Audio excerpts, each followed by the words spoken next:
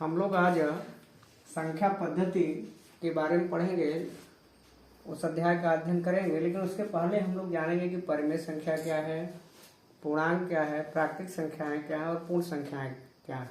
इतना सब हम लोग जान लेंगे तो उससे हमें पाठ को पढ़ने में बहुत आसानी होगी। तो देखिए, परिमेय संख्या क्या है कि परिमेय संख्या को P बटा Q के रूप में व्यक्त किया जाता है, जहाँ पे P और Q क्या है, पूर्णांक, और Q का मान 0 के बराबर ना हो। तो इससे जानने से पहले हम लोग पहले जान लेंगे प्राकृतिक संख्याएं क्या है। प्राकृतिक संख्या मतलब ऐसी संख्याएं जिसकी हम लोग गिनती कर सकें, और उन सभी गिनती की संख्याओं को हम लोग प्राकृतिक संख्याएं बोलते हैं। उसमें शून्य नहीं होता है। जैसे हम लिखते हैं 1 2 3 4 5 6 7 8 9, उसके आगे बढ़ते हुए एक उसमें जोड़ते जाते हैं। ऐसी संख्याओं को क्या बोलते हैं, प्राकृतिक संख्याएं। उसके बाद हमारा आता है पूर्ण संख्याएं। क्या आता है, पूर्ण संख्याएं।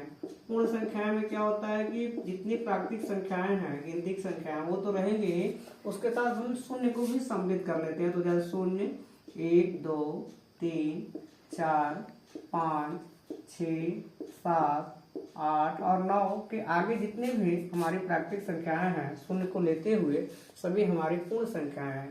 उसके बाद क्या आता है, पूर्णांक। पूर्णांक में क्या है, जो हमारी पूर्ण संख्याएं हैं, धनात्मक में वो भी लेते हैं, शून्य को भी लेते हैं, और उसी उल्टे ऋणात्मक भी ले लेते हैं। जैसे यहाँ पे हम लोग जितनी भी संख्याएं ऋणात्मक में हैं, जैसे मान लीजिए -4 -3 -2 -1 0 1 2 3 4 से लेकर के उसके आगे तक जितनी भी हम लोग बढ़ सकते हैं, आगे तक जहां तक भी जा सकते हैं, सभी क्या है, पूर्णांक है। तो अब हम लोग यहाँ से इसका अध्ययन करेंगे कि कौन सी संख्याएं इसमें हमारी जो है परिमेय संख्याएं। देखिए, पूर्णांक है, हमारा परिभाषा क्या है कि P बटा Q के रूप में है। तो -4 को हम लोग लिख सकते हैं -4 बटा 1। तो यहाँ पे 1 है, न कि 0 है, क्योंकि Q 0 न हो, बाकी पूर्णांक हो सकती है। तो ये कैसी संख्या हो गई, परिमेय संख्या हो गई। यानी कि जितने भी हमारे पूर्णांक हैं वो सभी क्या है, प्राकृतिक। जितने भी पूर्णांक हैं वो सभी क्या है, परिमेय संख्या है। उसी तरह से पूर्ण संख्याएं हैं, मान लीजिए 0 ही है, तो 0 को भी हम लोग 0 बटा 1 लिख सकते हैं। ये भी क्या है, ये भी एक परिमेय संख्या है। उसी तरह से प्राकृतिक संख्या में और भी कोई अंक, मान लीजिए 3 ही ले लेते हैं, तो 3 को भी हम लोग लिख सकते हैं 3 बटा 1। ये भी कैसी संख्या है, परिमेय संख्या। लेकिन यही ठीक उल्टा, अगर हमारे पास 1 बटा 0 हो तो इसको हम लोग परिमेय संख्या नहीं लिख सकते, क्योंकि इसका मान इनफाइनाइट होगा, और यहाँ पे Q का मान पहले से कहा गया कि 0 ना हो, जबकि यहाँ पे Q का मान 0 है। तो इसका मतलब ये संख्या हमारा क्या है, अपरिमेय संख्या है। इसको क्या बोलते हैं, अपरिमेय संख्या।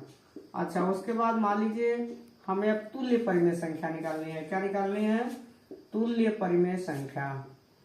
कैसे निकालेंगे तुल्य परिमेय संख्या। मान लीजिए हमें कोई संख्या मिली है, यहाँ पे 3 बटा 5 ही मिली है, इसके तुल्य परिमेय संख्या निकालनी है। तो हम लोग करेंगे क्या, पहले इसमें 2 का गुणा करेंगे, ऊपर और नीचे दोनों में गुणा करेंगे। तो ये हो जाएगा 3 दूना के 6 और 5 दूना के 10। उसी तरह से हमें मान लीजिए और निकालनी है, तो अब क्या करेंगे, इसी संख्या में हम लोग अब 3 का ऊपर और नीचे क्या करेंगे, गुणा करेंगे। तो अब हमें तुल्य परिमेय संख्या निकल जाएगी, 3 3 9 बटा 15। तो इस तरह से हम देखेंगे कि ये जो 3 बटा 5 है, चाहे 6 बटा 10 है, चाहे 9 बटे 15 है, ये सभी परिमेय संख्याएं क्या हैं, तुल्य हैं। क्यों, क्योंकि इसको जब काटेंगे तो यहाँ भी हमको 3 बटे 5 ही मिलेगा, यहाँ भी काटेंगे तो 3 बटे 5 ही मिलेगा। तो ये सभी संख्याएं क्या हैं, तुल्य परिमेय संख्याएं हैं। और इसके बाद हम बता देंगे कि ही दो, मान लीजिए A और B 2 परिमेय संख्याएं हैं, A और B के बीच हमें अगर परिमेय संख्या निकालना है, A और B के बीच परिमेय संख्या, तो इसके लिए सूत्र होता है A और B के बीच परिमेय संख्या बराबर 1 बटा 2 A प्लस B। यानी उन दोनों संख्याओं को जोड़ करके क्या करेंगे, 2 का भाग कर देंगे, तो हमें किसी भी 2 परिमेय संख्याओं के बीच हमें परिमेय संख्या निकल जाएगी। और हम जान लेंगे किसी भी 2 परिमेय संख्याओं के बीच में अनंत परिमेय संख्याएं होती हैं। तो इस तरह से हम लोग अब आगे जो हमारा अभ्यास 1 है उसका अध्ययन करेंगे। हाँ, तो अब हम लोग अपनी प्रश्नावली 1.1 पे चलेंगे। जैसा कि उसमें पहला प्रश्न देखें तो पूछा है कि क्या शून्य परिमेय संख्या है। तो हम अभी बता ही चुके हैं कि हाँ शून्य एक परिमेय संख्या है। क्यों? क्योंकि शून्य को हम लोग लिख सकते हैं 0/1 लिख सकते हैं, 0/-1 भी लिख सकते हैं, 0/2 भी लिख सकते हैं। ये सभी क्या है? परिमेय संख्याएं हैं। इसका मतलब शून्य एक परिमेय संख्या है, उसको परिमेय संख्या के रूप में लिखा जा सकता है। तो अब हम लोग अपने दो प्रश्न पे चलेंगे। लिखा है कि 3 और 4 के बीच में 6 परिमेय संख्याएं ज्ञात कीजिए। तो देखिए अभी हमने एक सूत्र बताया था परिमेय संख्या, किसी भी परिमेय संख्याओं, दो परिमेय संख्याओं के बीच परिमेय संख्या निकालने के लिए कि a-b/2। तो ऐसे भी निकाल सकते हैं, उसमें कई स्टेप करने होंगे और 4-5 बार में निकालना पड़ेगा, तो थोड़ा लंबा होगा। तो हम लोग एक अपने जो है थोड़ा छोटे तरीके में चलेंगे। तो 3 और 4 के बीच निकालना, तो करेंगे क्या कि जिसके बीच निकालना हो उसी को जोड़ दिया करिए। 3 और 4 के बीच में निकालना है तो 3-4 बराबर कितना हो गया? 7।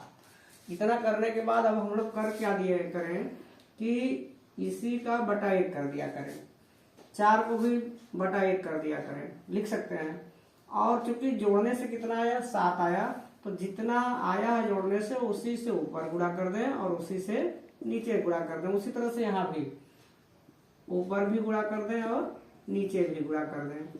तो देखिए यहाँ पे अब हमको मिला क्या? यहाँ पे देखेंगे तो हमको मिल गया 21/7 और यहाँ क्या मिल गया? 28/7। अब हम लोग इसी के बीच में हमें 6 परिमेय संख्या निकालना है।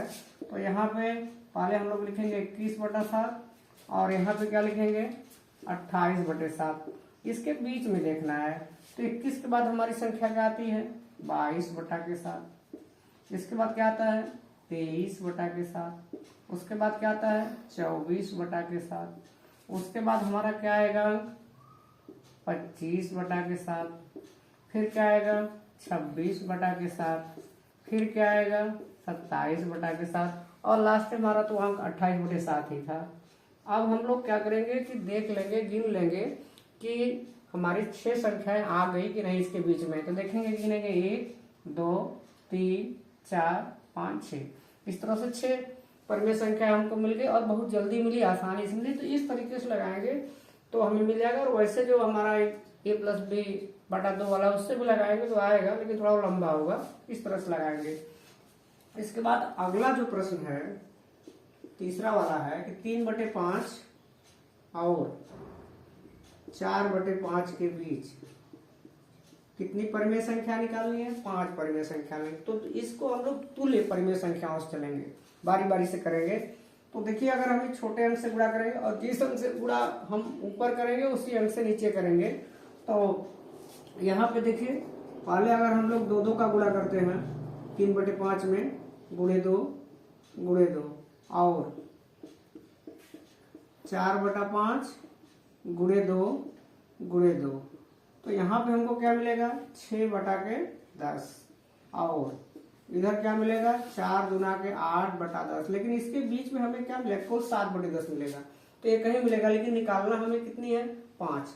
तो हम करेंगे क्या? थोड़ा सा और बड़े अंक से गुणा करेंगे। अब चलिए मान लीजिए हम 5-5 का गुणा कर देते हैं, ऊपर भी और नीचे भी। गुणे 5 और इधर क्या है? इधर है 4/5। इधर भी हम लोग ऊपर भी और नीचे भी दोनों में क्या करेंगे? 5 और 5 का गुणा करेंगे और गुणा करके देखेंगे हमें क्या मिल रहा है। तो 3×5 = 15 हो गया और 5×5 = 25। इधर क्या मिलेगा? 5×4 = 20 और 5×5 = 25। अब देखिए हमें इसके बीच में क्या क्या मिलेगा?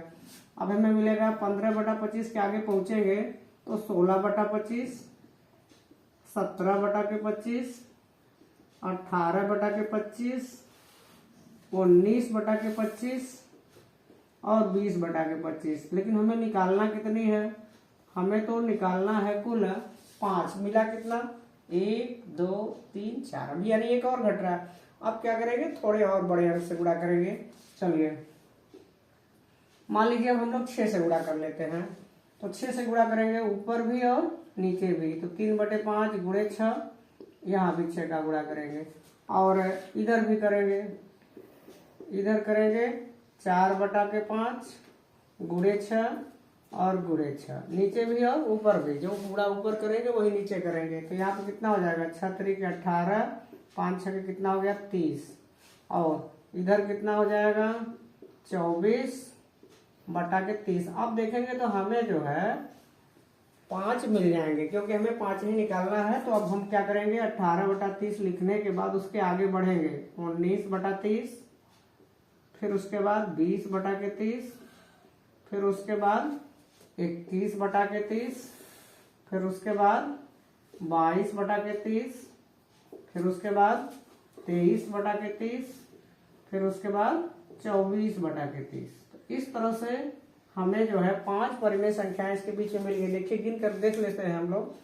देखिए 18/30 के आगे बढ़ेंगे 19/30, 20/30, 21/30, 22/30, 23/30 और लास्ट हमारा 24/30 है। तो देखिए यहाँ पे 1, 2, 3, 4 और 5।